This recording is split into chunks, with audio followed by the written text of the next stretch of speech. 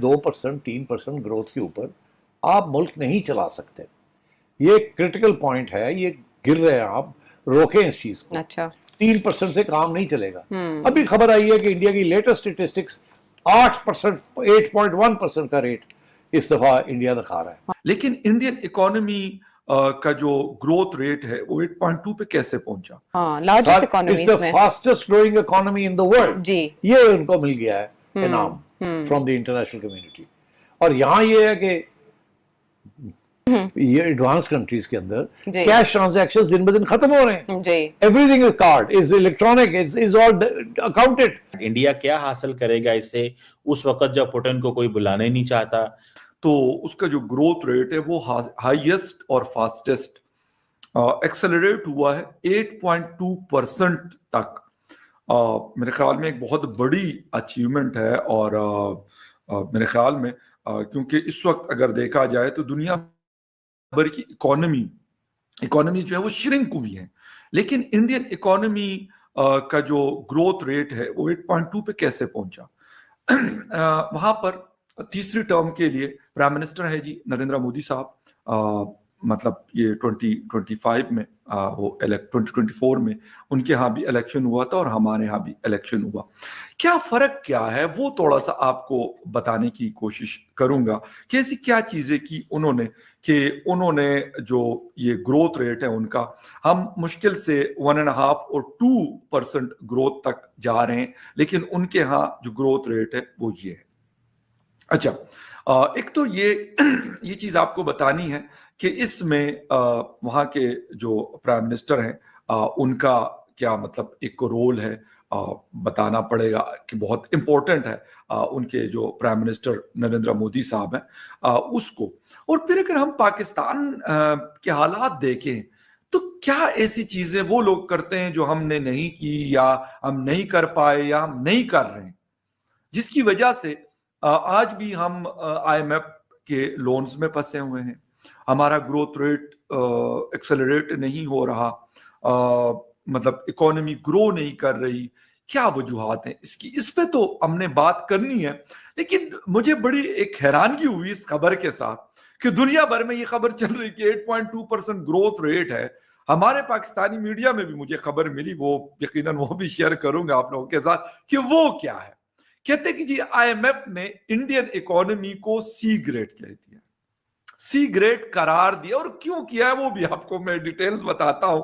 मुझे बड़ी मतलब हैरानी इस बात पे हुई कि सेम डे जिस दिन ये रिपोर्ट्स आ रही हैं कि जी उनका जो ग्रोथ रेट है वो 8.2% है, और उसकी वजूहत क्या है, जो लार्ज स्केल उनकी इंडस्ट्री है वो 9.2% और जो कंज्यूमर इकोनॉमी है दैट इज 7.2% के रेट से वो ग्रो कर रही है।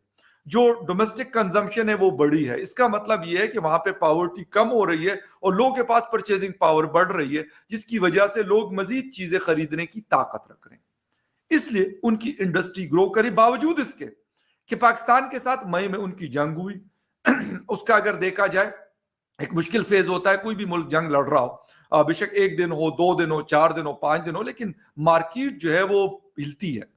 उसके बावजूद उनका ग्रोथ रेट ये रहा। फिर इसके साथ साथ अमेरिका ने उनके ऊपर 50% का टैरिफ लगाया हुआ।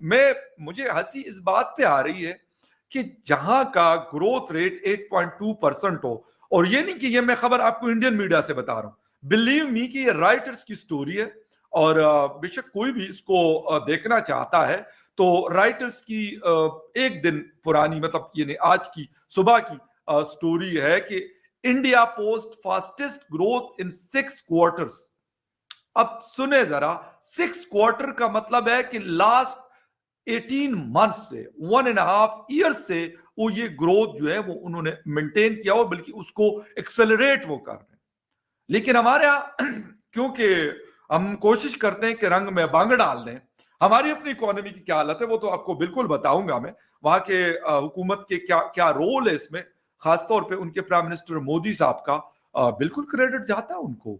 उन्होंने क्या किया है, उन्होंने मैं आपको ये चीज कहां से बता रहा हूं, उन्होंने जो 3, मगर समरी में आपको थोड़ा सा इन शॉर्ट करूं तो 3 अहम चीजें।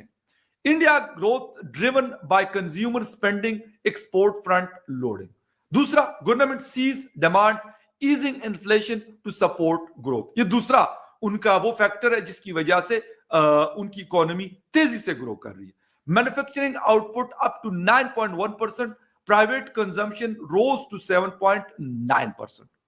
अच्छा, एक चीज ये हो गई। फिर उन्होंने क्या किया है वो थोड़ा सा जो अहम है पाकिस्तानियों के हवाले से, क्योंकि हमारी तो इन जालिमों ने चीखें निकाली हुई हैं। Strong growth in the world's fifth largest economy could boost Prime Minister Narendra Modi's standing domestically and given him room to negotiate a trade deal with the US. After Washington imposed tariff of up to 50% on Indian goods imports, hurting sectors such as textile, gems and jewelry and food items. अच्छा, एक तो उन्होंने ये किया, लेकिन एक चीज ये हुई है जो बड़ी इंपॉर्टेंट है। वो क्या है? जो the Indian government has cut consumer taxes on 100 of items and implemented long delayed labour reforms in the last 3 months as it tries to keep the domestic economy strong in the face of global uncertainties.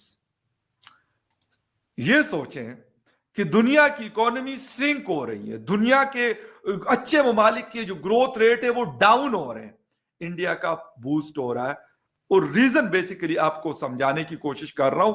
मैंने कहा कि वो बता दूं कि क्या उन्होंने ऐसे इकदामात किए, कौन से ऐसे स्टेप्स लिए जिसकी वजह से वो ये चीज अचीव कर गए, और कौन सी ऐसी चीजें हम उल्टी मतलब जिसे कहते हैं ना कि हम उल्टा चलते हैं, ऑपोजिट डायरेक्शन में हम चलने की कोशिश करते हैं। इसलिए नहीं कि हम कोई बड़ा रेजिस्ट करते, नो, हम प्रोटेक्ट करते हैं उन लोगों को जो ऑलरेडी बिलियनियर्स हैं, और हम बोझ डालते हैं, बर्डन डालते हैं उन लोगों पे जो ऑलरेडी बहुत ज्यादा सप्रेस है।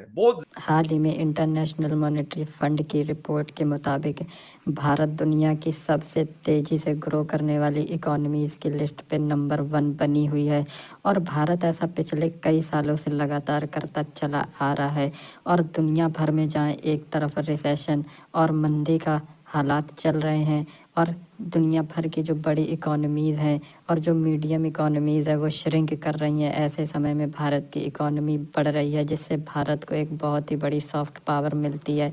और इससे सबसे बड़ा जो फ़ायदा भारत को होने वाला है वो होगा अमेरिका के साथ ट्रेड नेगोशिएशन में, क्योंकि अमेरिका ने बहुत ज़्यादा कोशिशें करी हैं भारत की इकोनॉमी को सप्रेस करने की और भारत के ऊपर दबाव बनाने की, लेकिन इन आंकड़ों के मुताबिक भारत पर कोई भी असर अभी तक नहीं हुआ है, जिससे अमेरिका बैकफुट पर जाएगा और आने वाले समय में भारत की डिमांड अमेरिका मान ले इसकी बहुत ही ज़्यादा हाई प्रोबेबिलिटी भी बनेगी।